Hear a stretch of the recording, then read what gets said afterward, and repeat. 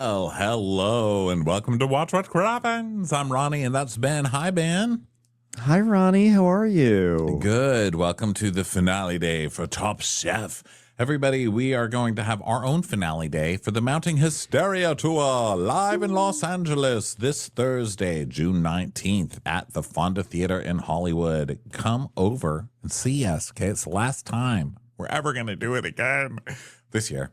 So come see us. We're going to be recapping the Valley. Also, we're doing Love Island every day that we record, which is 3 or 4 times a week over on our Patreon. So if you're a Love Island person, be my person at our Love Island Patreon recaps. Those are really fun. If you want to watch all our recaps and bonus episodes, you can do so at Patreon as well. If you want free videos of our regular episodes, you can find those on YouTube a week after they are released. Okay, so let's talk some Top Chef. How'd you feel? Well, felt good. I mean, it was pretty much the way I expected it to. But, it was pretty good. It's pretty good. There is some Top Chef news, Top Chef adjacent news, by the way, which is that last week, NBC Universal Peacock announced the cast for the upcoming season of The Traitors, which I was very happy included like 5 Real Housewives, including the return of Dorinda Medley. Love that. Lisa Rinna, I think she'll be great. Portia, great choice. Candace, we predicted, great. There's a 5th one. I don't remember who it was, but very happy with whoever it was. I just don't remember who it was off the top of my head. Oh, I don't remember who. Do you remember who the 5th one was? Well, if you think about that, the reason I'm bringing it up is because Kristen Kish wound up as a cast member for The Traitors. How do you feel about that, Ronnie? I'm excited to see it. Yeah. Aren't you? I mean, yes, I am. I just think it's like a weird choice. And this is not an anti-Kristen thing. This is just more like, it's kind of funny to have a host of like Top Chef is like in the world of, fine dining. It's kind of like a prestige show for Bravo. And I don't know, to me, it's kind of funny that they're having a host now go back down to contestant level on a show that's like sort of trashier. Like, it's surprising to me because it's kind of a risk, right? That they could have like their host be on this show of accusation and everything. So I just was very surprised that they chose Kristen. But at the same time, it kind of makes sense because most likely the show will air from January until through the end of February or March. And that's probably when the next season of Top Chef is going to start. So it's a good way to probably promote Top Chef. But it was still it was an odd casting choice to me. Well, it's odd because she's not a huge personality, but I'm excited to see what her personality is like in that environment for sure. Yeah, it could be very interesting. What if she's like really bitchy and mean? I would love that. I would love that. Devious. I would love that more than anything. She's probably gonna be like, I don't want to have to accuse you of this, but honestly, I'm sorry. I think you're a traitor. I think there'll be a lot of that. She'll be like, I was in episode 1, so here on episode 2, I can tell you how difficult episode 1 was, and just as someone who's done this before, I'll tell you, it's not easy. This is not the easiest part of my day. So the housewives are Portia Williams, Caroline Stanbury, Candace Bassett, Lisa Rinna, and Dorinda Medley is getting another chance, which is crazy. And watch them get rid of her first again. I wouldn't be surprised. I will riot. They better not. I think this is great because last season there were only 3 housewives, and now we have 5. So there's like some insurance that they make sure that there's like some housewives that will last for a little bit. Part of me, I hope that they do something where they protect Dorinda, where they could either make her a traitor, but I honestly think that Dorinda will be best as a faithful. But maybe they'll do something where she comes in late in a cage, the way Rob Mariano did, or whatever. But anyway, I just had to bring that up because I just thought I was so surprised that they put Kristen on this cast. It just felt like a different the world of like Top Chef and The Traitors did not seem like they were intersecting to me, but I guess we'll see how it goes. Yeah, I'm down for it. I'm down to see what that's about. And also I'm down for them to bring Padma on. Maybe if they open up that door, we can get a little hello Padma chefs. She just shows up at every round table like, hello chefs. I really didn't like the lamb tonight. Like, I don't think we should be murdering anyone. I think this is wrong. Like, Padma's the game. I'll tell you what's a good game. Checkers. I play it with my dear friend, Lena Waithe. All right, so here we are with Top Chef season finale. It's the final. It's all on the line, guys. And Bailey is the first one. She's like, oh my God, Top Chef is no joke. It's like the hardest thing I've ever done. Do I even belong here? Oh God. I've learned to trust all the weird thoughts that I have, like lasagna today. Well, I wrote down my plan for the finale and then I bruleed it, and now I can't read it anymore, but I feel like it was good, what I can remember of it. And then we have Shuai, who's like, well, I wanted to compete on Top Chef just for my business and for my grandma, and we're horribly in debt. Grandma's in debt too, and I didn't expect the competition to reawaken my grandma, but she's awake now and she's hungry, so I've got to cook for my grandma now. I sold my grandma to get the plane ticket to come to this show. And now my grandma says to buy my grandma back, or I'm never going to cook another thing because I only cook for grandma. Grandma. And then Tristan is like, chefs don't always get the acknowledgement that they necessarily deserve. But being on this experience is really special because I've been showing my point of view through creativity, and it's been a really great, long, extremely emotional ride since losing my father, Russell. I'm working on his determination, and now I'm just going to bust my ass even more. And if you try to make fun of me, I'm just going to remind you, my dad died during this, and you can't make fun of me because of that. Because it's too mean. Can't make fun of me. So Bailey's like, this is insane. We're like looking at the Last Supper painting together, and it is the Last Supper. And I just wonder, did Jesus eat lasagna? I just feel like this is such an important lesson, which is that we could be throwing our food at the wall. It could be considered art right now. Why aren't we doing that? I'm just going to brulee this painting if no one minds. Yeah. She's like, I mean, this has been done a million times, the Last Supper. And so that makes me think of my food. It's just stuff that's been done a million times, but, you got to get quirky with it. Jesus, I don't know, he had long hair. He liked, carbs, made bread for people. So, I don't know. I'm really trying to tie this Last Supper thing to my own life. Quirky, just like Jesus. And Shuai's like, Leonardo da Vinci had a grandmother. And, he literally does link it. He literally says, he's like, hold on a second. Guys, I've got something I've got to say about Leonardo da Vinci. You know what? He made something spectacular that's lasted through generations. And that's how I feel about food. All these things I'm taking from my mom, my grandma, I'm like, wow, it's amazing. Fun fact, my grandma was the Mona Lisa. Sorry, everyone.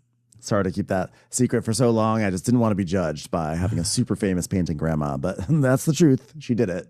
She's the Mona Lisa. Yeah. So he's like, I can't wait to share my food to the world of Top Chef, Grandma. That's my grandma legacy, Grandma. So then Tristan is reflecting on the fact that Judas is the antagonist of the painting and is also the only one who is dark-skinned, and how stereotyping has been around for a long time. And so that's why it's his mission to increase the value of Black food across the world, and he's ready for this.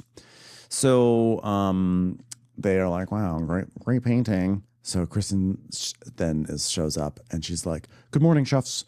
Congratulations on making. I'm sorry to interrupt you. It's just funny to think about because basically they look at it. They all look at the last painting, and Bailey is like, quirky. It's quirky, and Shuai's like grandma, and Tristan's like Judas. I never even knew the thing about Judas. That's pretty fucked up, actually. I never even knew that about the painting. Did you? I don't know who all the people in the painting are. I'm more of like a star-centered person. So I just look at Jesus. Everybody else, I'm just like, why are those people like, leave Jesus alone? Can the man have a meal? Everyone's like, Jesus. Blah, blah, blah. He's like, can I eat? I haven't eaten all fucking day. I just spent 40 days walking through a desert, not eating anything. And you guys aren't going to let me have my last fucking supper? Are you fucking kidding me with this? I was just like, I don't know who these people are. It's like, I don't know. It's a dinner party somewhere. Where's Anna Garten? Yeah. So,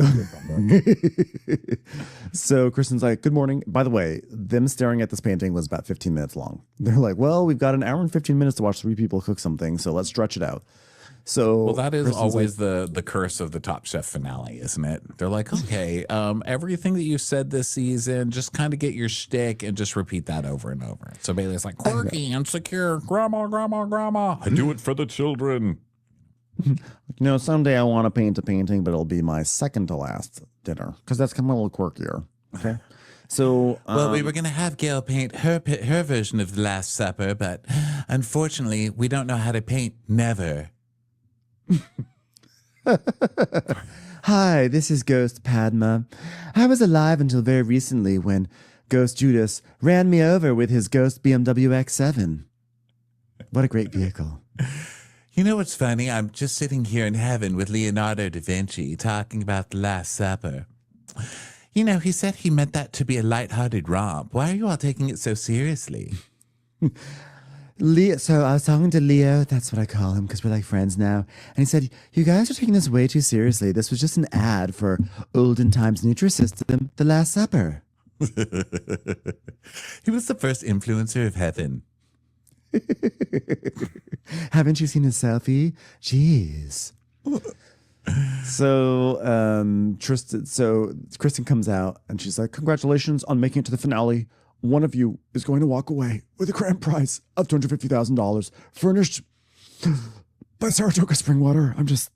Want you to know I had some Saratoga the other day. It was delicious, but the bottle's empty. And it was a beautiful moment. And I've been in your shoes before, being thirsty, wanting some water. So good luck. Good luck to you all.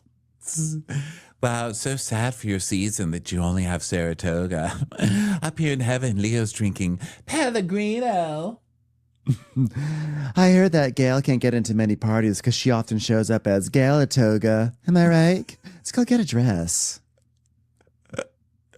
Saratoga, otherwise known as Gail's dress designer.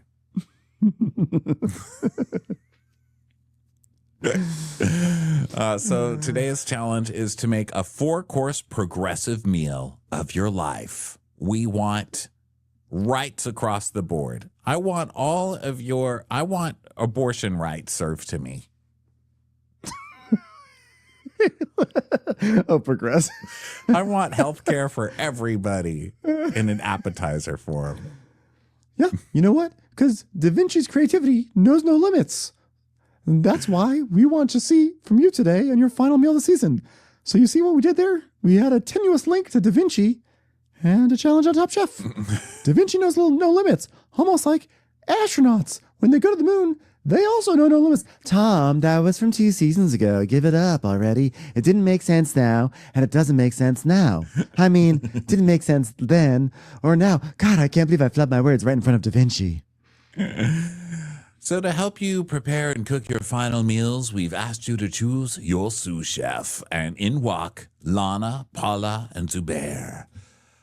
I hope you're planning on making some spicy fried chicken because that's Zubair's thing. I will never forget Zubair's thing because remember when he made his like amazing spicy chicken Chicago winning best sandwich of all time, and then he went home like the next week.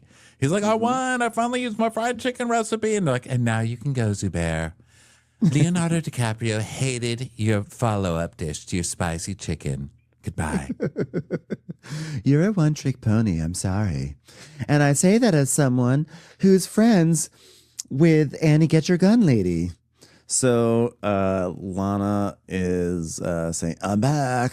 This is awesome. I mean, if I can't be here myself in the finals, then it's literally the most perfect next best thing is to be here for Bailey to overcook her final dish. I'm so excited.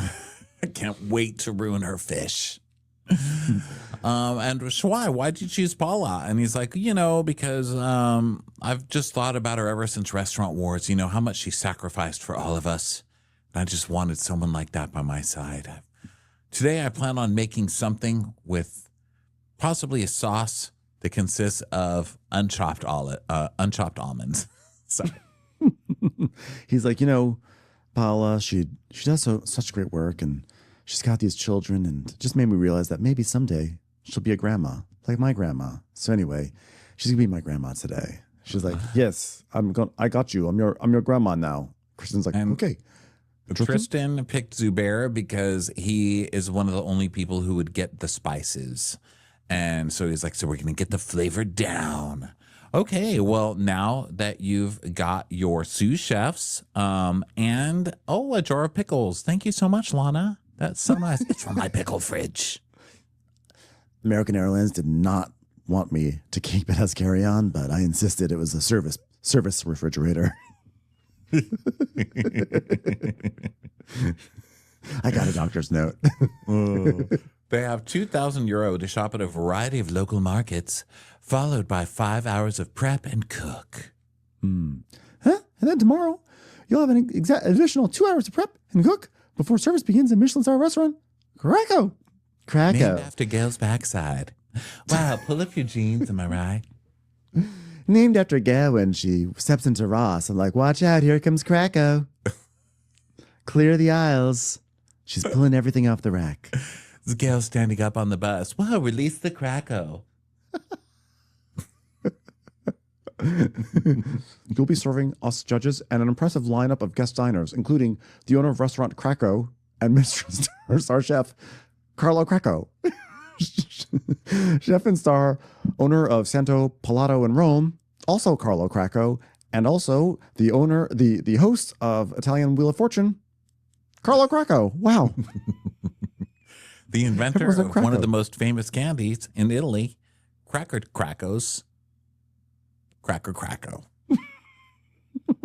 The inventor of the beloved 1960s board game Racco, it's Carlo Krakow. Wow. And, we know we're missing the disappointment on Padma's face this year. R.I.P. Padma. Thanks, Tom. Leonardo DiCaprio says if you had a wig, you could be in The Last Supper. Okay, that's enough of that. But we know that you've all been missing the disappointment in Padma's voice, so we've brought back 3 Michelin star chef Claire Smith to be disappointed all over again. Wow. Claire, how does it feel to be named after a boutique for little girls? Disappointing. How do you think it feels? I love Claire. It's just like, that was delicious. Like, you liar. Why do you keep saying things are delicious? You look like you want to spit it out, Claire. And that's what I love about Claire. I know. She's the best. She's like, this was absolutely delicious and life-changing. For raccoon, get it out of my face. So Tristan is going to do a progressive African or Afro-Caribbean cuisine and a little history lesson as well. Delicious.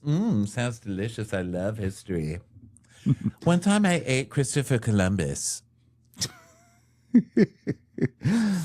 One time Gail went to the library and ate all the history books in there. That was a lesson that she learned on the toilet for weeks. So Shwai is like, yeah, I have a grasp on what I want to do. I'm going to do Chinese techniques and dishes that I feel like have influenced me by my grandma. I'm going to do something like, quirky. I'm going to keep it quirky. Yeah, I'm going to be quirky. Quirky about Bartakamus. My appetizer is going to be called, Do I Even Belong Here? I'm going to make a dessert for my appetizer so it feels really awkward. And people are like, what is this doing here? I get it, tiramisu. I get it. The whole vibe is giro stravagante, which means eccentric turn in Italian. Wow, because Gail's whole vibe is giro in my mouth, especially when she goes to Little Greece. I just want to be whimsical, so I'm gonna serve everything in cracks. Cut to Tarzan, the actor, still shaking in the corner, being like, she told me it looked like tiramisu, but it was savory. So Bailey is telling Lana that she wants to feature different artisans and chefs that have influenced who I am. That sounds like a copycat meal. I'm not going to lie. And it is weird when she presents it. She's like, all right, well, this is my favorite Chef Boyardee, the spaghetti in shapes of letters. Enjoy, everybody. This next soup, you'll notice that there are little UFOs and meatballs as asteroids. Thank you very much to my childhood. Enjoy. Yeah, so Tristan gives us some history. He says that Italy tried to invade Ethiopia, so he wants to give a nod to that bit of history. Yum. Delicious. So he's going to do something called Durango. Durango is short for Doro Wat, which is the national dish of Ethiopia. And then there's the northern Italian dish, southern French dish called chicken marengo. So he's going to he's going to do it with oxtail. So it's going to be chicken marengo meets Durango. And all I can think of is Casino Morongo. But that's on me. That's on me. It's like when Gail hasn't washed her hair for a week. You'd put your fingers through it and you say, "What is this meringue?" Oh. He's also going to do oxtail Milanese. I'm so glad you're doing a dish about when Italy tried to invade Ethiopia. Someone should try to do a dish about when Gail tried to invade Dress Barn. I've got an idea. How about someone invades Gail with a comb?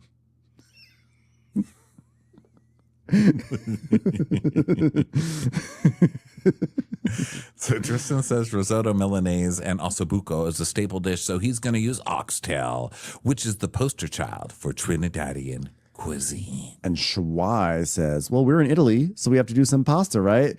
So I'm going to make a grandma ravioli by grandma, but it's going to taste like soup dumplings, but it'll also taste like grandma. And the third course, I was doing research in Milan and I was thinking about ossobuco, and my mom makes this delicious tangu, which she must have learned from my grandma. So I'm going to do grandma pork ribs and with polenta grandma. Yeah. I'm really thinking about my grandma today, so I'm going to make a pasta dumpling as big as a child. Small child. I don't really know how those things go together, but it's going to be big. It's going to be like a human head. I'm going to make a ravioli, and on the inside is going to be a pork filling, and on the inside of the pork filling is going to be a little button, and you can press it and say, "I've fallen and I can't get up." Just for grandma. So Bailey is going to do my second course. I'm going to do an annolini alpini, just because I like the sound of it. Annolini alpini, annolini alpino, annolini alpini.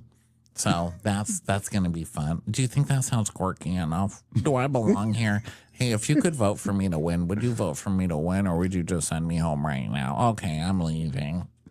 All right, the third course is going to be, quirk alert, blackened redfish. Oh my God, crazy. That is nuts. It's black and it's red. Hey, what's black and white and red all over my dish falling down a staircase? Get it? All right. Oh, I forgot the white part. Now it's dessert time. It's part tiramisu, part zucca, like pasta, but it's made with pizzelle cookies. What do you think of that? You like that? Is that stupid? I don't even know. I don't know if you know this, but the original name for pizzelle cookies was Quirky Cookie. Yeah, it's a pretty quirky dessert, pizzelles. So Tristan has a dessert. He calls it truffle roots. It's basically carrot cake without carrots. He uses parsnips instead. And then he's going to do a coconut milk veil on top. Coconut milk veil? Okay. Wow, what are we recreating? Gail's wedding? Bride of Eatonstein. So, I mean, a parsnip cake instead of carrot cake that's cool. I've seen it. I'm not saying it's original. I've seen it many times before. The thing that annoys me is the coconut milk veil. Tristan, I really like Tristan. I'm rooting for him. But he does do very chefy things. Like when he's always like, I just want this to be kissed by the flame, kissed by the flame. He's definitely the sort of chef that's like, I'm making a soil. And now when he says a little coconut milk veil on top, oh, please. Yeah. It's coconut milk. It's a foam. That's probably because he doesn't want to say foam, so he's going to call it a veil. Yeah, well, I'm glad he didn't call it a foam. I don't know that I love veil more, but I don't know what a coconut milk veil is. So, part of that is my own ignorance. I just get annoyed sometimes with the chefy things like this. Yeah. Zubair's like, that sounds amazing. I have no idea what any of that means, but sounds amazing. And Schwei's like, well, I'm going to make one of my favorite desserts, ambrosia salad. And I was like, girl, that's from Luby's. That's a Jell-O salad with some fruit in there. And he's doing it. He's going for it. And Paula's like, yeah, I never would have thought you were like that. I mean, that's what grandmothers eat. Exactly. He's like, I feel like it's so me because it's trashy and it's something that's playful. I'm like, okay, so trashy while trying to win Top Chef. Sure, sounds like that will definitely work out. Also, he keeps calling his food trashy. I don't find his food trashy. Is it offensive that he's calling his own food trashy? I don't like it. Be nicer to Stop Schwei. that, Schwei. Stop it. Stop it. Stand tall in your ambrosia salad. So they go shopping at the fish market, and Schwei's like, oh my God, this smells like ocean. That's the same thing I say every time I walk into Gail's closet to try and fix it. That's what I say about Gail after she applies her deodorant, which, of course, as we all know, is a fresh red snapper. Isn't blackened. Shut up, Bailey. No one's talking to you, weirdo. Just had a lot of quirk potential. So, so he's gonna make. By the way, for the record, yes, it is blackened. She has blackened deodorant. I can't. Gail's blackened red fish deodorant. It's from the brand Sure, but you pronounce it like this: Sure, Gail. So he's gonna make a panipuri. It's his favorite bite in the whole world, and his eyes are caught by the scarlet red shrimp. Oh my God, it's just glowing red. Give me that shrimp.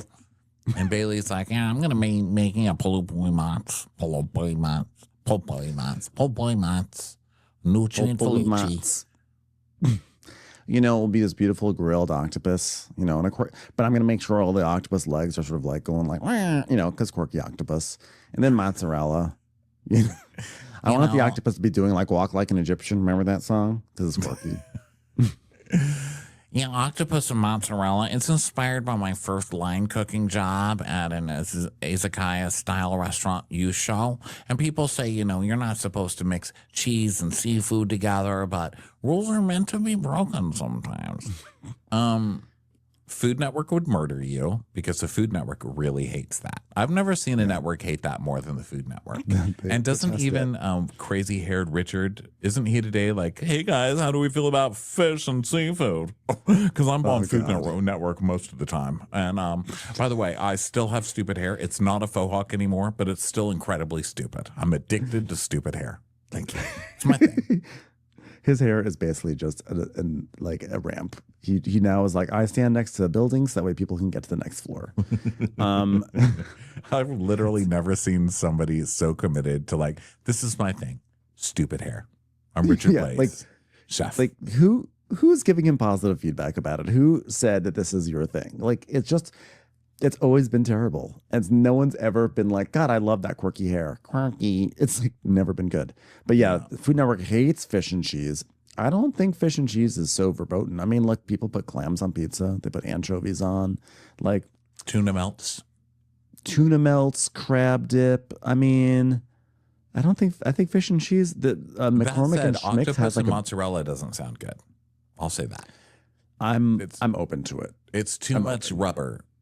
Too much chew in the same thing. But what if it's quirky? Nothing. I know nothing. What about a quirky octopus? What about a quirky mozzarella? What about a quirky mozzarella and a quirky octopus walk into a bar? And guess what happens? They're quirky together. So Tristan is his first course is going to be bacala mango, and he's on a hellbent mission to find really good quality cod. And he's like, that monkfish looks really good, so we can't ignore that. And, you know, he doesn't know really what he's going to do with that for now, but he's just basing it on ingredients. And one thing is for sure, he's going to call something a veal. Yeah. One of those fish will come out with a coconut veil on it. So get ready. And then Schwei is saying how Bailey is such a beast. She's like the Italian queen. She makes Italian food that I've never seen done before because it's quirky. There, I said it. You know, Tristan weaves all these beautiful stories about his food with all the ingredients he uses. It's incredibly good. His is about like, oh, Italy invaded Ethiopia. And mine's kind of like, one time I went to Chipotle and I really liked the tortilla, so I'm making a quirky tortilla to go around this pasta. So his story is much better than my stories. Turns out traumatic history is delicious, but is it quirky? I'll leave that up to the judges. Pretty sure it's not that quirky. So we get to the kitchen and Tristan breaks the cutting board and Shwai's like, whoa, calm down, Massimo. They all laugh. But, Tristan was like, you motherfucker, how dare you compare me to Massimo? So Shwai is going over his second course. He's going to make a pork and king crab soup dumpling ravioli. Kind of Chinese, kind of Italian. Might be awesome, or he'll never be allowed in either country ever again. We'll see. Yeah, it's a lot. Like that's his thing. Yeah. And so Paulo's going to work on the osabuco and everything. And then He Bailey literally says, and guess what my grandma used to make me? Sweet and sour pork rib. Okay, dude, just let your grandma have a night off. You know what I mean? Is she sick of being dragged around this stage? Just leave her alone, bro. Well, the second course for me is going to be annalini alpini, quirk on quirk, right? With the porcini filled pasta with brown butter pecan. I was going to do regular butter pecan, but I think brown butter is quirkier. And this is a dish that draws inspiration from the mountains of Canada, which I think is a pretty quirky mountain range, those Canadian mountains, right? So we're going to do that. Canada has a mountain, and there's a mountain in Italy. So if you have a Canada mountain and an Italy mountain, it totally makes sense in Italy. Yeah. And then I'm going to do my next thing is it's going to be a nod to Sarah Grunenberg, who was on Top Chef. It's a nod to Steve Gutenberg.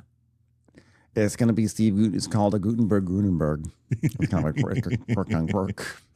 People are going to see it and go, wait a minute, do I recognize this? Where's this been? God, I haven't seen this since the 80s, but didn't even notice it was missing. Jeez. I'm going to call the dish 3 Men and a Little Lady, and the little lady will be me, but like made out of annalini alpini specifically. Oh, okay. I remember this chick, Sarah Grunberg. Yeah. I didn't remember her. I didn't know that's who she worked for. I thought, I looked it up because I was like, oh, I thought it might have been Sarah, who was from Kentucky, who was actually on there earlier this season. And then it turns out it was just a different Top Chef contestant. But yeah, I don't remember anything about her, except I think I liked her. I don't remember anything either. I remember her face, but I don't remember why. But I'm on her Instagram now, and it says, Sarah Grunberg, listen to your vegetables, my first cookbook. No, I don't want to listen to vegetables. I listened to my vegetables last night. And you know what they said? Please don't eat me. Can I go back to the dirt? My vegetables said, get a pizza. That's what my vegetables said. My vegetable said, thanks for sticking me in the back of your non-crisper. Now I'm half frozen, half wilted. Thanks a lot, Dick. Well, I'm going to make this in tribute to her because, she likes to make blackened orata because of her upbringing in Houston, fishing with her grandfather. So basically, I'm just going to go ahead and cipher off memories from other people and call it quirk. Tristan is now talking about how he's going to do his Durango, his Ethiopian Italian hybrid with injera shrimp toast, and he's going to do his oxtail Milanese to pay tribute to the Caribbean and Milan. So, and then he puts in like a million hot spices and they all start joking. So Tom comes in, hey, Bailey, what are you making? Please tell me it's not quirky. Guess what? Bad news. It's quirky. It's quirky. It's all about a quirk. I really wanted to create a menu that consists of all the people and places that have inspired me on my cooking journey. Okay, that sounds really boring. So you're going to do a dessert, and will the dessert actually be a savory dish? Because Tarzan wants to know. Well, it's going to be a torta de pastel. I'm going to layer it with mascarpone, zucca filling, make a little ice cream. Okay, well, I'm bored. Okay, good luck. Bye. You're not winning this. You have no shot at this, but bye. It was good to see you here. Last Chance Kitchen, everybody. Watch it after this show. Usually, that's where she came from. No one cares. Okay, bye, baby. So Tristan is Zubair. So let's talk about your menu, okay? And Tristan says he normally gets discredited a lot trying to do his own stuff in his classical training spaces. So fuck it. He's doing it today. He's like, I'm going to do a parsnip cake instead of a carrot cake. All right. Well, congratulations. The next winner of Top Chef is Tristan. But Tom, too early. You've got to at least let them cook their foods. All right, fine.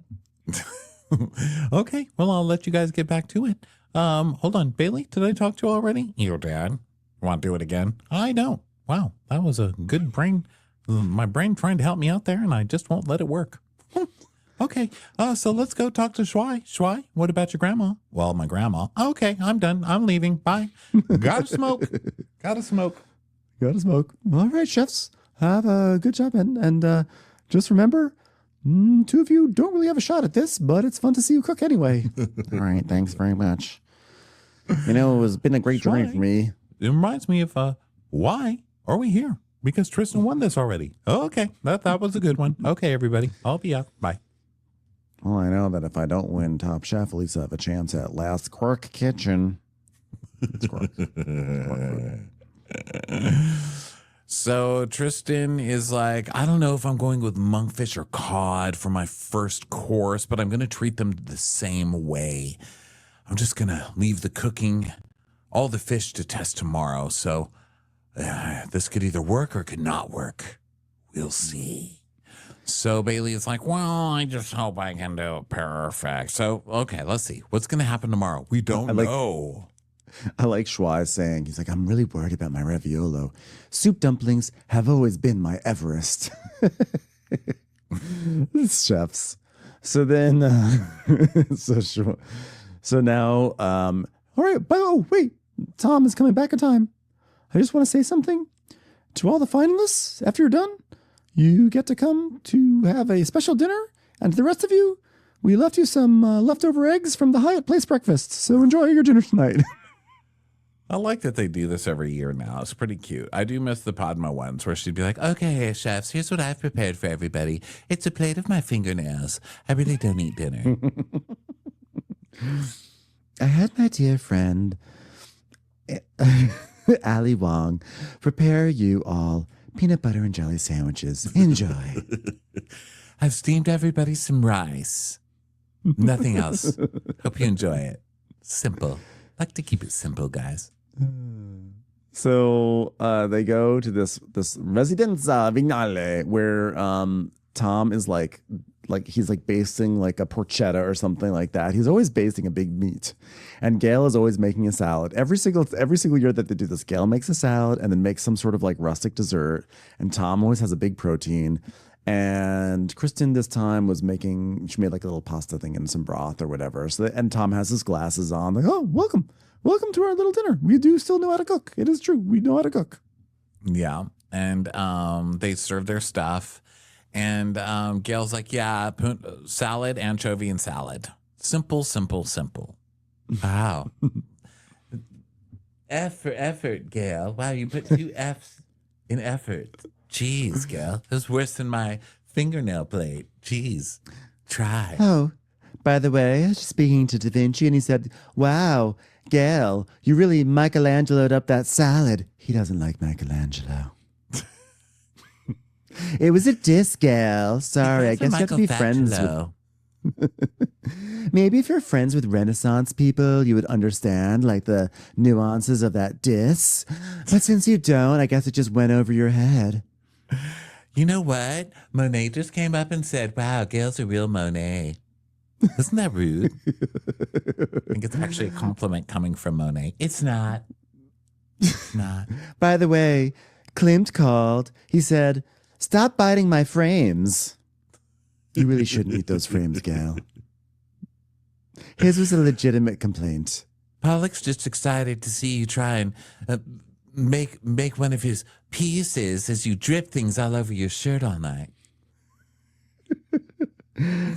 By the way, Grandma Moses and I had a conversation. I love and Grandma. She says,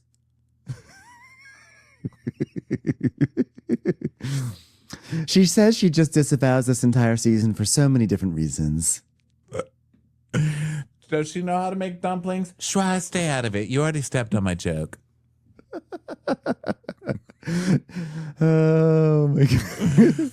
So they're like, how does everything feel? You guys feel good? And they're like, great. And Gail's like, have you ever been to Milan before? And Billy's like, no. I mean, the northmost I've ever been is Emilia Romagna. You know, I didn't get on a plane till I was like 20. It was amazing. It's the quirkiest thing ever. It was like a bus, but then it started flying. I was like, this is a quirky bus. I said, this is a plane, ma'am. And what? The best part was how they had that video of Todrick Hall doing the safety instructions. I was like, this is a quirky video right here. Well, the energy that you guys brought to this season, and I say this without an ounce of smoke blowing, well, Based on the scent in that room, something was blowing. Something's blowing. First day you walked into the kitchen, the three of us turned to each other and we said, Tristan's winning this. Am I right, guys? We looked at each other and we're like, they've got the juju. Oh, really, Gail? Because every time you walk into a convenience store, you always say, they've got the Charleston chews. They've got the juju and you've got the choo-choo. So Kristen's like, yeah, we're truly getting to know you by your food, but your personalities. They're just like, every time you come there, you have your personalities. And it's just such a joy because you're people that say things. And they're like, oh my God, Kristen, this is beautiful. Don't ever lose that. Okay, don't lose that. Okay, earn this. Earn this. So Bailey's like, well, I like to keep it humble and a little bit quirky on the side. And I'm also really proud of what I've accomplished to get me here. I mean, there was the time I tried black and red fish for my old boss, and I was like, this is disgusting. I'm going to serve it in Top Chef. It's a journey. So now we get Gail's poached pear crostata. And Kristen's like, yeah, everybody's going to change their dessert. Wait, what'd she say? Everybody's going to change their dessert. What does that mean? Kristen's like, well, everybody's going to change. No, she's saying like, this dessert is so good. It's so good. I know. I see. Everyone's going to change the dessert now. Okay. Because we're all here in this moment. I know what it's like to be a crostata folded over some fruit. It's tough, but you could do it. It's special. So Troy's like, wow, this is still exciting for you guys after so many seasons. And it's like, Tom's like, yeah, absolutely not. I get to mentor in a way a bunch of young people. And my book, Why I Cook. By the way, that's why I do this every season. Why I Cook. My book. Why I Cook my book. I didn't cook my book. It's just my book called Why I Cook. Wow, you know what? I really never realized how difficult that would be to plug. We're going to change the name. You know what I love? I love mentoring in a way. And by mentoring, I mean I walk into the kitchen, look at what you're doing about 3 times a season and go, huh? And then they say, what's wrong? And I go, I don't say. I'm not allowed to tell you what's wrong. That's the sort of mentorship that I think really is impactful. Yeah, because Tom doesn't really mentor. He's not like Podman. I mean, well, no. Would you, he's not like a Tim Gunn. He's like, well, I wouldn't change those pounds. He doesn't do that kind of thing. He's just like, well, I mean, what, is this how you normally do your rice? Well, okay. Well, all right. Well, good luck. Back to writing my book, Why I Cook, which is funny because you never see me cook on the show except for once a season when I based a porchetta. So my follow-up book is going to be called Why I Padma? Padma? And Tristan's like, I mean, it's so amazing when you can be around so many people of the same exact goal, especially now in restaurants. Well, you make that happen. You hire the people that you want to be there. You inspire them there. Well, when I worked at Raquel, which was Thomas Keller's restaurant in the city, the conversation in the kitchen was never about what movie did you see or what bar are you going to, or do you ever want to be a mixologist? Because if you ever said that, people would just laugh in your face because who would ever want to be a mixologist? I mean, only an idiot wants to be a mixologist. All we talked about all day long, every second of our lives, was food. Wow, tell me about it. I made the mistake of picking up the phone one time when Gail called. Schwei's like, wait a second. So you didn't talk about your grandmothers? No, only food. Gail's like, we are so proud of you. So they all give a cheers. And now it's time to go to Krakow. Whatever, Krakow. So Tristan is like, I mean, it's like the last day of Top Chef. So I've got senioritis, It's like, it's the last day of school. It's going to change your life forever. I don't know. Can I leave at lunch? I'll tell you, when I had senioritis, I was like, I can't wait to skip class and make a root cake with a coconut veil. So then Tristan's like, I've okay, well, right now I can tell the rain's coming in my knees. So Tristan is still he's like a Love Island, he's like a Love Island fuckboy, still deciding between 2 bombshells. He's like, I don't know. Monkfish is easier to overcook. Cod has less texture. They're both my type on paper. Which one am I going to choose? Which one of you is my people? So 6 minutes, and Bailey's like, oh, I need to get a really nice char on that octopus and balance it with the creaminess of the mozzarella, which is quark overload. Watch out, quirky coming through. Although I think at one point Bailey is like very chefy and she's like, let's get a char on that octo and get the mozz ready. I'm like, it's octopus and mozzarella. No, it's octo. Octo and mozz. Get that octo with the mozz. Can we get the octo with the mozz ready? So the chefs come, or the judges come in, and Tom's like, well, we know at this table, the most important thing once you get to a certain level is finding your own style, because you've got so much money, you really need to learn to dress better. Am I right? Yeah. I didn't say that. I did. Da Vinci did too. So did Pollock. So did Monet. So did Picasso. And that man really doesn't even care. We all agreed Gail is the worst. And then I said, exacto. So then Kristen's like, everyone, let me, to emphasize this, I'm going to play the piano with one hand on the table. And I'm just going to say, I think we're in for a really big treat, especially you, Claire. I think you're going to enjoy this. Claire, you going to try to smile? No? That's okay. Okay, you don't have to smile. Claire's like, this is miserable. This entire experience, Cracko, my asshole. I would give back all 3 of my Michelin stars not to sit here for 1 second longer. So now chefs are starting to plate food, and now Tristan decides with monkfish. He's like, I'm going with monkfish now because it's got a lobster texture. So it's a little late, but he gets it done, I guess. And Zubair's like, sauce directly on the fish. He's like, north of the fish, chef, north of the fish. Yes, chef. So time to present. So Bailey's like, well, my menu is paying homage to the people that have influenced me, especially the quirky ones.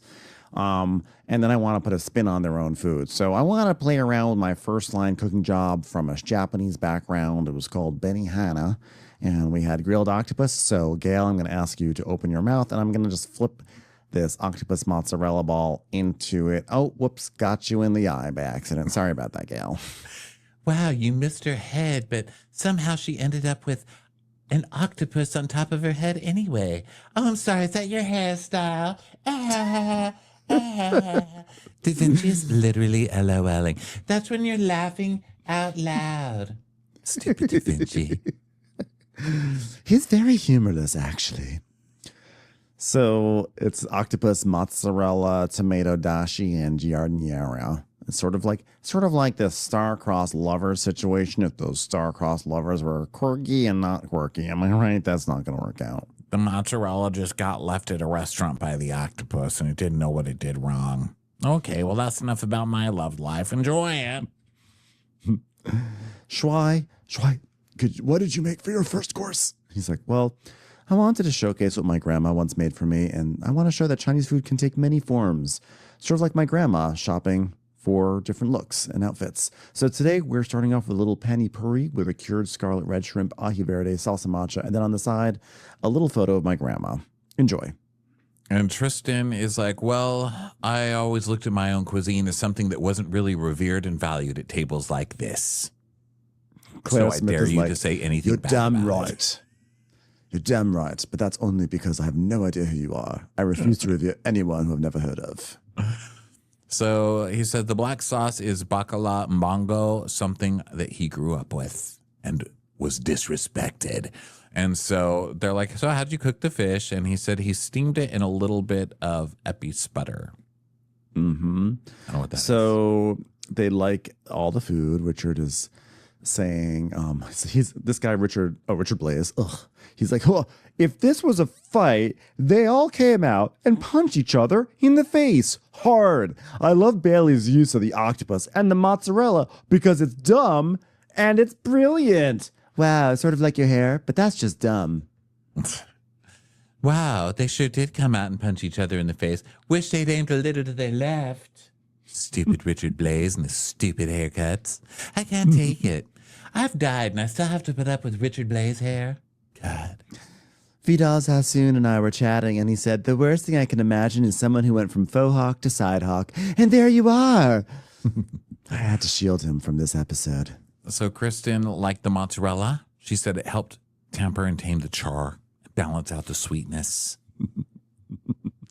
I think that's what Gail always tries to do when she rubs corn on the cobs all over her face. It does not tame and tamper anything, Gail.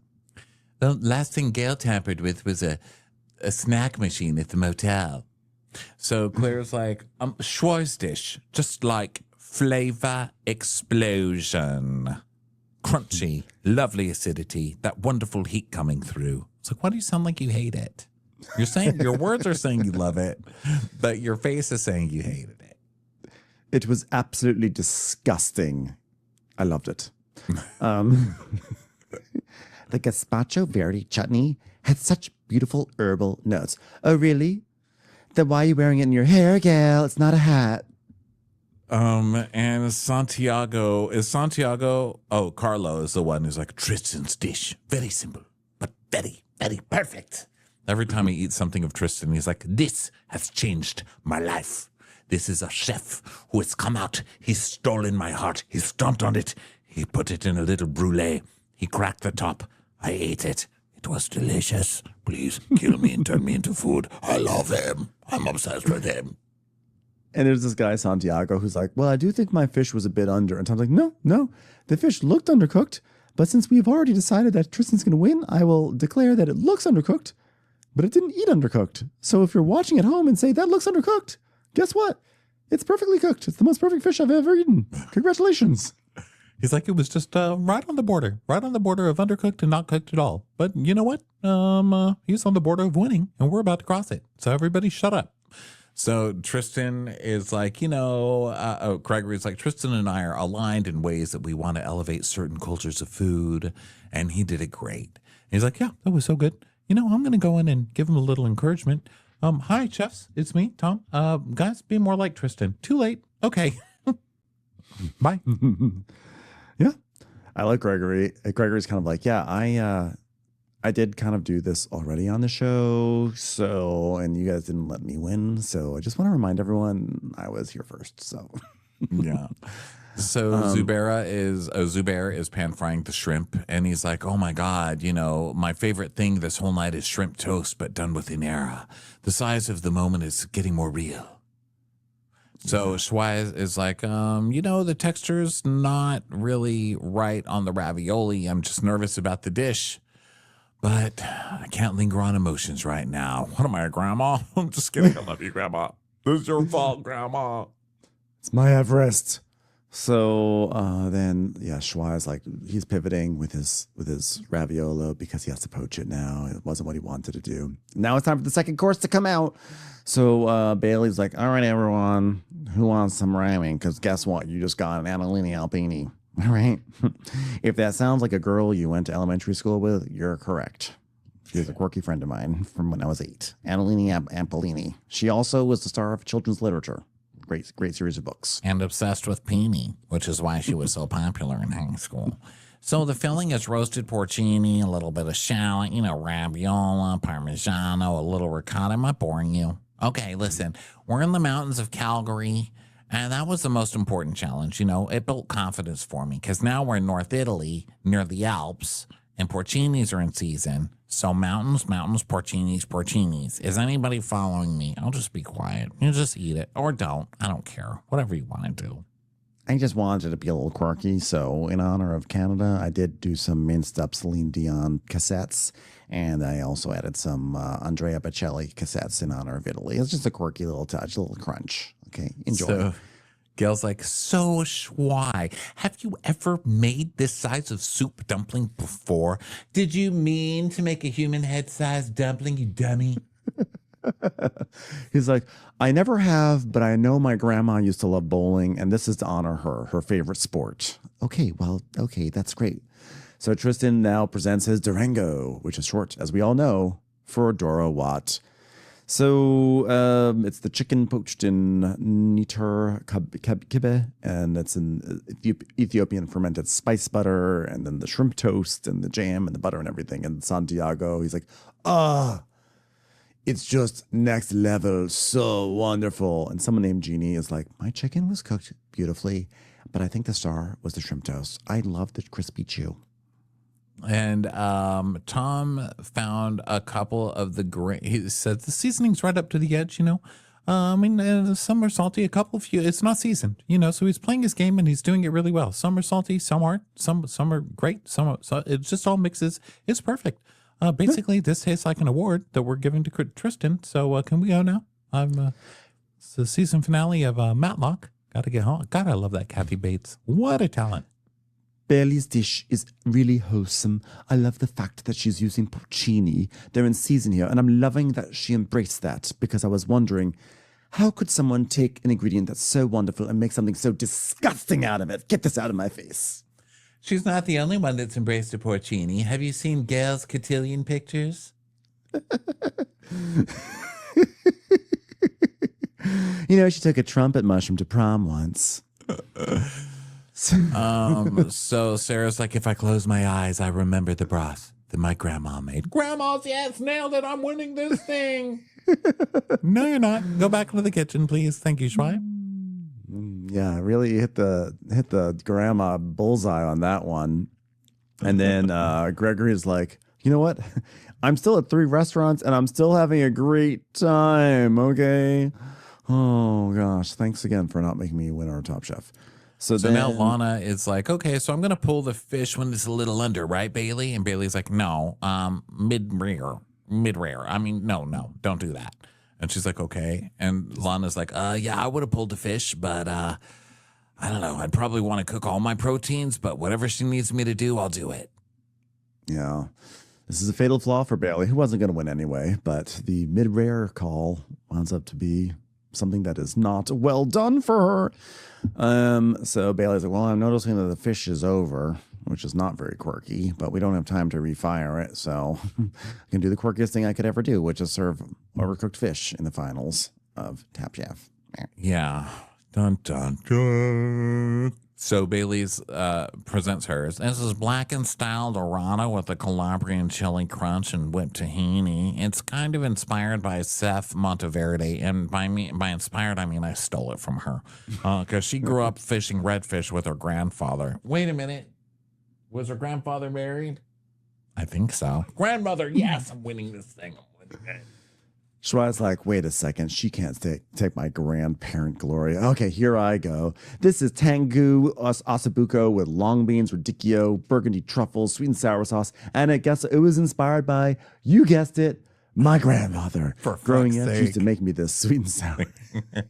For fuck's sake, man.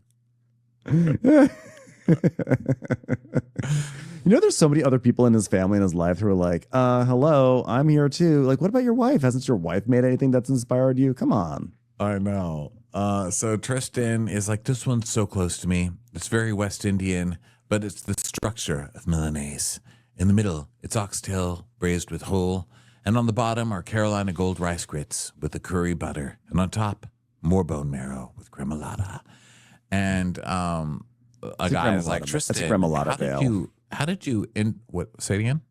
It's a gremolata veal. Gremolata veal. Someone's like, Tristan, how did you keep the individual grains of rice separate? And he's like, I cooked it more like pasta, and then I mounted it. With curry butter. Amazing. Well, chefs, your final course on Top Chef is about to be plated. So get back there, and we'll see you in a bit. And just remember, take this all in right now because it's a special time. I've been there. I've been in your shoes. Do it. Do it now. So the judges talk, and Jeannie is like, my fish was overcooked, but I did appreciate the creaminess of the tahini. And Gail's like, you know what? It just didn't have that brightness that I wanted to. I wanted it to basically say Tristan in big, bright letters. And it didn't do that, so. Yeah. It wasn't the sunny, happy food that I know Bailey is used to making. Wow, Gail wants sunny, happy food. Well, I spoke to Leonardo da Vinci, and he says, sunny, happy food is stupid. Wow, way to get on the wrong side of history, Gail. So then Gregory loved oxtail. He's like, we have been historically underserved oxtail here, okay? And Tristan took the time to pull it, create the beautiful, huge, maybe too big a portion of oxtail, and then cover it with that gremolata, dare I say, veal. Okay. And he didn't forget the marrow. That is very, very smart. Carlo, do you have anything you'd like to add? Maybe a critical thought? No, it is perfect. I can die now. Oh, I just creamed my pants. So good. So good. The best. They liked schwa. Claire's like, schwa's dish, it was rustic. And by rustic, I mean stupid. Why is this being served to me? I've got 3 Michelin stars. I don't need to be served any stupid granny porridge. Out of my sight. Kristen thinks the amount of dairy in the grits took over because she wants her richness from actual ossobuco. So now it's dessert time. And Schwai is like beside himself that he's going to serve ambrosia salad to some of the best chefs in the world. He's like, I am so wacky. This is literally crazy. They're going to go nuts. Bailey is also bruleeing again, by the way. This is her thing. She's like, I'm quirky, so here comes the blowtorch. Okay, Lana, turn around. I'm just gonna brulee your calf if you don't mind. Just gonna get a little test brulee going.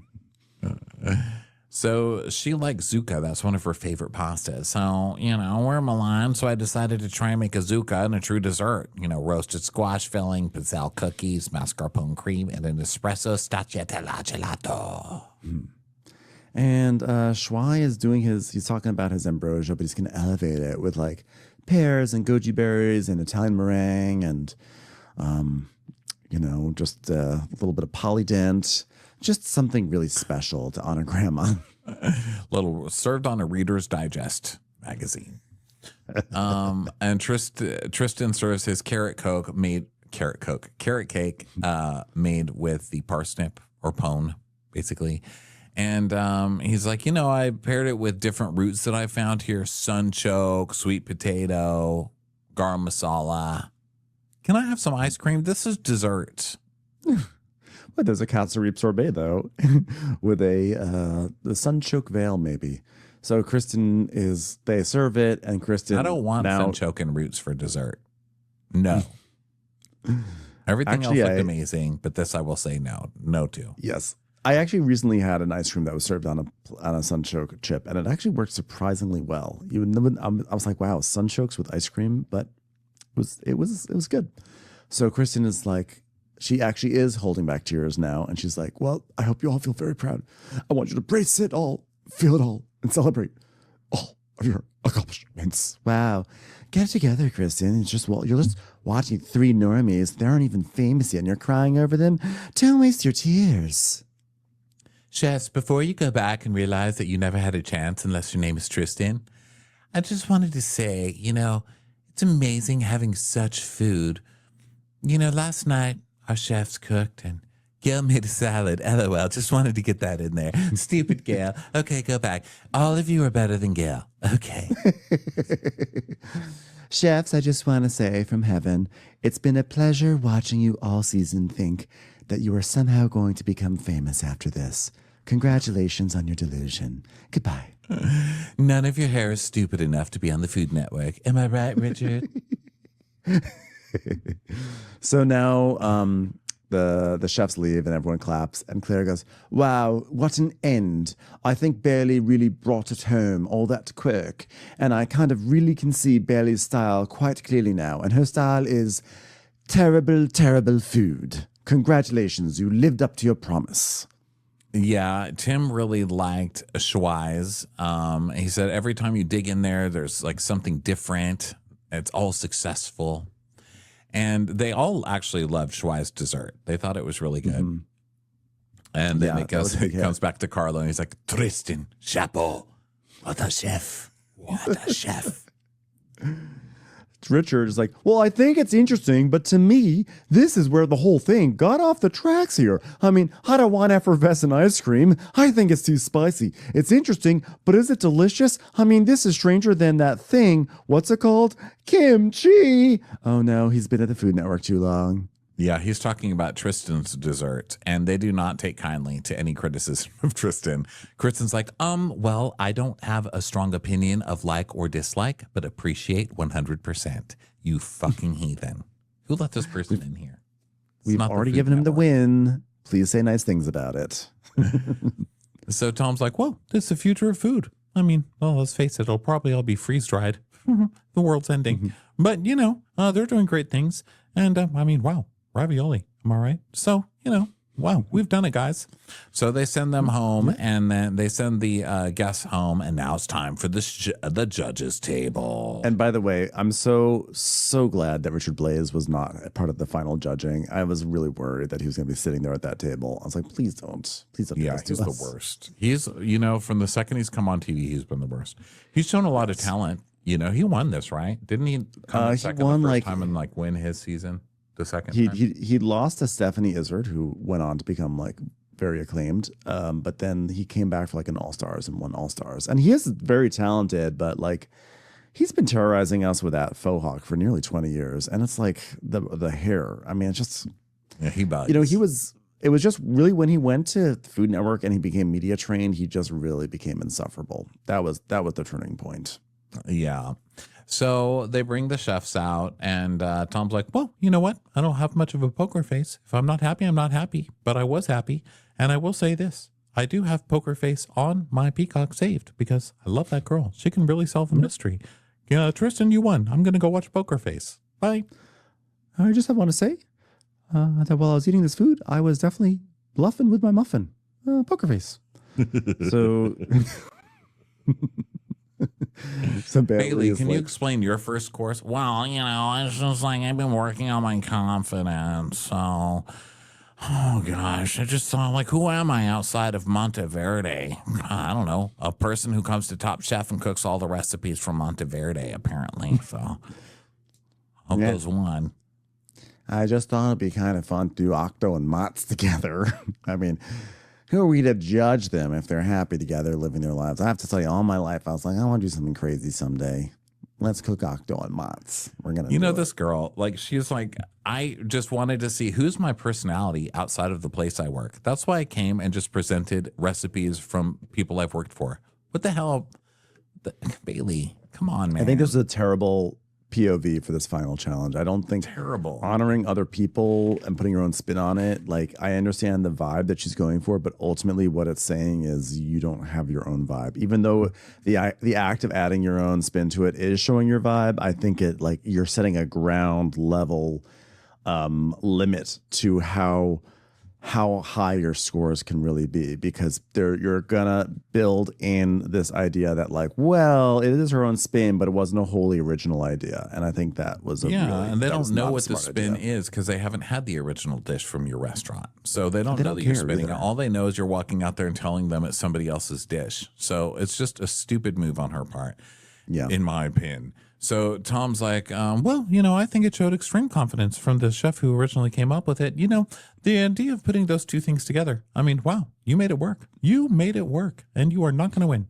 And Claire's like, yeah, from the octopus, there's lots of little elements of pickled things. And it's just, it kept popping in my mouth. Popping. Furious about it, but it was great. What a great dish. So I guess no Italians were harmed in the making of that dish. Gail, I just spoke with Elaine Boozler. Actually, she's still alive, but I haunted her house, which was actually wound up me being the one who was more scared by it. Anyway, I ran that joke by her, and she says, do better. It's a message from Elaine Boozler. Thank you. So Shwai wanted to start with a little snack. You're not the only one, am I right? Gail just pulled trail mix out of her purse. By the way, for the record, Gail, the tablecloth is not a snack. You can take it out of your mouth now. He's like, I knew the meal was going to be heavier. So panipuri, that's that little explosion of textures and flavors. And they love that one. And the technicality was on point. And so now Tristan's first course, it was subtle. It was beautiful. Everything was wonderful. Only question, okay, this is going to be controversial, so I'm going to nip it in the bud right now. The cooking of the fish. It looked undercooked, but it didn't need undercooked. What were you thinking with that fish? And he's like, I like monkfish almost like scallopy, so it was undercooked. Tom's like, oh, good answer. Perfect answer. Love it. Love it. That's what I needed to hear. Everybody, it's going to cross the country now. Everybody's going to eat undercooked monkfish. You started something. All right. So now we've learned a trend. If you ever go to a seafood market and you see fresh scallops and fresh monkfish, get the fresh monkfish and undercook it. So just like the scallops that you could have bought in the first place. Love it. Love that concept. All right, Bailey, what about your Annalini Panapini? And she's like, well, being in Calgary, I mean, that worked out, so I wanted to transfer them to the Alps of Italy. It's like me being in Calgary, but being in Italy with another chef's recipe. You know what I mean? You know what? It was vile and disgusting. Why do Canadian Alps when you've got the Italian Alps right here? I mean, it was just a silly, stupid, poorly conceived dish. I ate every single bite of it. Thank you. Loved it. So Kristen's like, wow, comfort in a bowl, am I right? Okay, Shuai, talk us through your grandma, because you're going to. Let's do the soup dumpling this time. He's like, well, I struggled with the steamer, so I decided to grandma it. Okay, I poached it, and it's not the texture I wanted. And Gail's like, the dish was there. It's just that one piece. It was so big, then with chicken soup, I mean, God, I just had trouble figuring it out. Wow. Struggling with the steamer. That's like Gail when she locks herself in the bathroom, is on that toilet for 15 minutes. If you know what I'm talking about. It's called fiber, Gail. Look into it. I mean, whip it in, but do you maybe cut out the gelatin and put it on top? And Schwei's like, where were you while I was making that? I could have used that. Could have used that advice. They're like, ha ha ha. Okay, Tristan, your chicken dish. Well, you know what? The reworking of chicken Marengo, just brilliant. Wow, chicken Marengo, part 2. Who says sequels don't work? Yeah. A lot of people sometimes talk a good game and they can't execute. I don't know.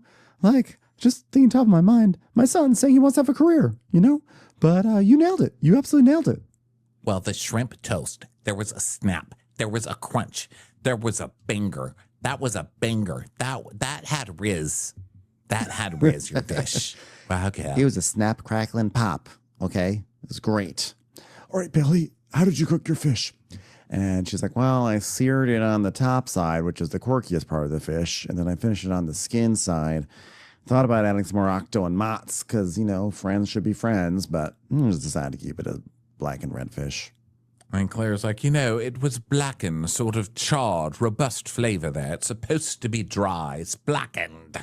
And Kristen's like, yeah, well, 80% of mine was overcooked. So. Well, the first 2 courses were so unmistakably Bailey. And then you told a story about Sarah. And you may not remember this, but we eliminated her for a reason. And it felt like this was a dish for her, who's not even famous. That was for you, Padma, as opposed to a dish that showed us more of you. Yeah, I'm glad someone said that to her because that whole thing was ridiculous. And Kristen asked about Shuai's ossobuco, and he wanted, I guess, I can't with this guy. It's like, it reminded me of my grandma. We fucking know, for fuck's sake, man. So Kristen's like, I love the flavor of the grits and I love the flavor of the ossobuco, but marrying them all together with the truffles and the salad, I mean, it's just like it was a lot. It was very confusing. Tristan, what about your oxtail Milanese? So he says he called it oxtail Milanese, but he just really wanted to make a Caribbean kind of flavor. And Gail's like, the curry grits really did pay respect to Milan. But when you took a spoonful, you were absolutely in Trinidad. It was amazing. Fabulous dish. Fabulous. So let's go to dessert. Are you being sarcastic, Claire? No, I meant it. I loved every goddamn bite of that awful thing that went down my throat. Awful. Wonderful dish. Amazing. Now are you being sarcastic? No. Now are you? I can't do this anymore. Fucking Americans.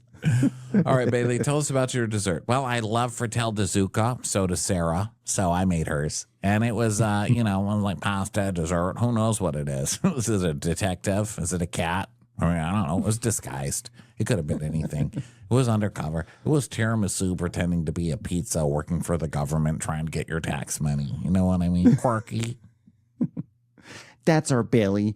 That was the Bailey that I lost for a second, and then I got her right back. Well, the gelato was fantastic. This felt like you. It felt like you. Confusing, stolen. I don't know. Tristan, you're the winner.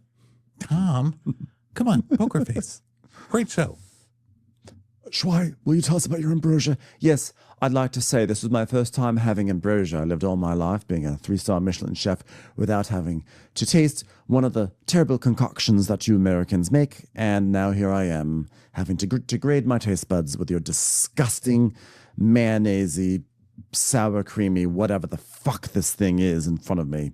And guess what? I loved it. It seemed like this was their favorite thing of the night. I mean, they loved loved this the fucking dessert. They crazy. They jerked off all over this. And Tom's like, whoa, wow, that was amazing. And Kristen's like, yeah, that was the dish of the night. It gave me giddy, smile, small childlike playfulness. You're still not going to win, though. But good job. Tristan, this one yours was so complex for dessert. Well, a lot of the ingredients are just simple roots, but they're put together in a way where it just has your head spinning. I mean, to some people, maybe a little bit too much, aka Richard Blaze, but not everyone can deal with complex concepts. Sort of like my son. That's why he's a mixologist. And Claire's like, I've never had anything like that. The sunchoke, the sweet potato, the pineapple. I just wished it tasted more like charred fish. Claire's the only one standing up for Bailey. Claire loves her some Bailey.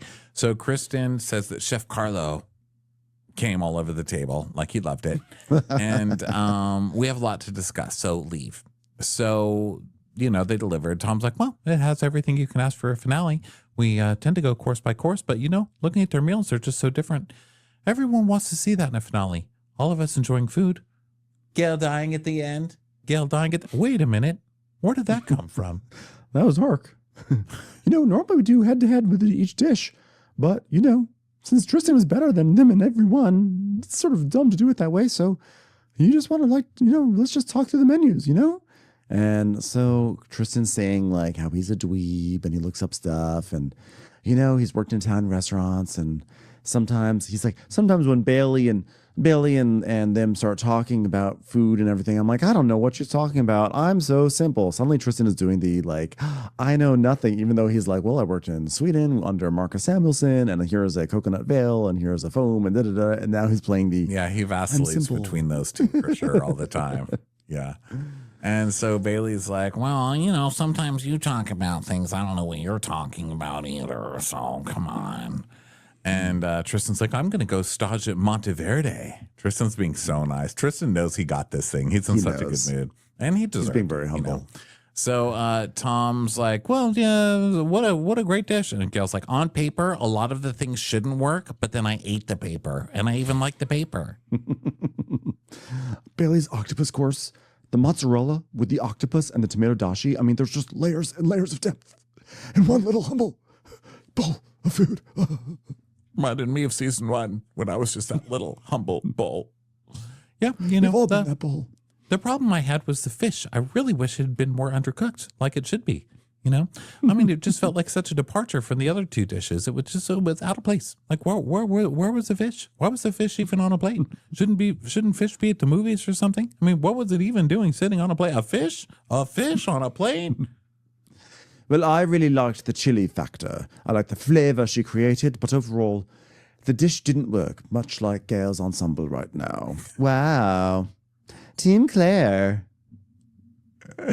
Thank you for taking that one, Claire. I'm trying to teach Leo DiCaprio how to sync his iCloud. I'm sorry, Leo da Vinci. But Leo DiCaprio also, because we were friends while I was alive. He's famous and I'm famous. It just happens that way. So Kristen's like, but she brought it back home with dessert. It was Bailey through and through. And Claire's like, it was well made. I love the layers. It was so clever. Yeah, it was like pumpkin spice tiramisu, but in a good way. And yet it wasn't tiramisu. Wow. 0 for 2 with the actual tiramisu. Tarzan, don't tell Tarzan. He's going to be traumatized. I felt like I was walking into hipster Nona Central. Good one. You know what I mean? She knew who she was. She went with it. Okay. Wow, you're like dripster Nona Central, Gail. Jeez. Are you wearing a shawl to the finale, or is it just figurative?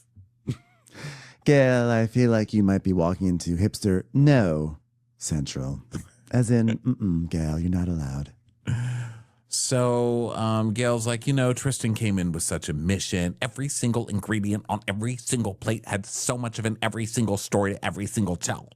It made it stand out. I love stories. Did you know that Italy tried to invade Ethiopia? Wow. You can never forget about that perfectly cooked chicken breast. I'll never forget it. And then the shrimp toast. Genius. Everyone at this table, remember this. It's going to be important. It'll stick with you. Scale's like, that was so interesting. It was so innovative. It was so flavorful. Yeah. And as much as I love this chicken dish, the oxtail was just so well done. I mean, being able to see individual pieces of rice, I mean, the care that goes into it is just extraordinary. Oh, I feel like my mentorship really just did wonders with Tristan. Yeah. Oh, and Kristen is like, yeah, and Tristan's dessert, I'm straight down the line of just complete appreciation. I don't know if I like it still. So outside, Tristan is talking about how Schwei always makes great broths. And then back in the judges, Kristen's saying, did anyone else feel like Schwei was maybe just a collection of dishes as opposed to a through line of a menu? And they're like, yeah, no, it was great, but it was delicious, but that's it. There was no story behind it. Schwei's probably like, how many times do I have to say my grandma for there to be a story? It's my grandma. Yeah. So, Kristen is saying, the progression was clunky, and he had two dishes that were the highlight for a lot of people. So that's something. And they love the pani puri. And Tom's like, that bite was so sophisticated. What a balance. What a balance. I just wish he had more stories. Wow. I need to eat stories. I loved them. Who did the pani puri invade? Did the pani puri invade anybody? That's what I need to know. Schwei's raviolo was like a great love letter in the wrong envelope. Gail, it's not a love letter if it's a Reese's Pieces peanut butter cup. I've told you that so many times. So they think that everybody accomplished something really special tonight. But you know what? Someone delivered very distinct flavors and a distinct point of view, and I can't get it out of my head. Can't get you out of my head. Okay, let's bring him in. Okay, we know who the top chef is. Bring him in here. It's Tristan. Okay. Chefs, this entire season, we got to see the three of you just really blossom and define yourselves and finding your mission and just cooking with a lot of joy. And while each of you deserve the title of top chef, I think it's been about 6 weeks now that we knew who already won it. So you shall be really proud of yourself for cooking almost as good as Tristan. Padma? Tristan has already shot his first Saratoga ad. So, Padma? It's Tristan, stupid. Even Monet knew it was Tristan. Exacto. So Kristen says, the next top chef is Tristan. Of course, we already knew that. And everyone's like, oh my God. And cheers and hugs and everything. And Gail goes over and hugs Bailey. Gail's always on, like, they always make Gail go and hug the runners up first. Gail, you did some great work. You did some great work, but you failed ultimately. Good job. So yeah, that's it. I mean, look, he deserved it. I mean, I agree. He was amazing all season, and he was amazing all to the very end. He only had like 2 dishes that were like mediocre at best, or at worst. So well deserved. And yeah, I think he did a good job. It wasn't the most exciting ending because, obviously we've known forever who's going to win, but it was a deserved win.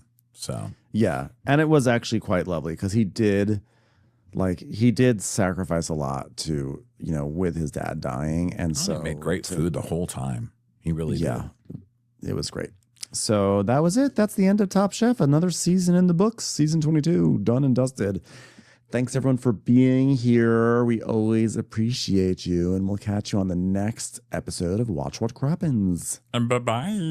Bye.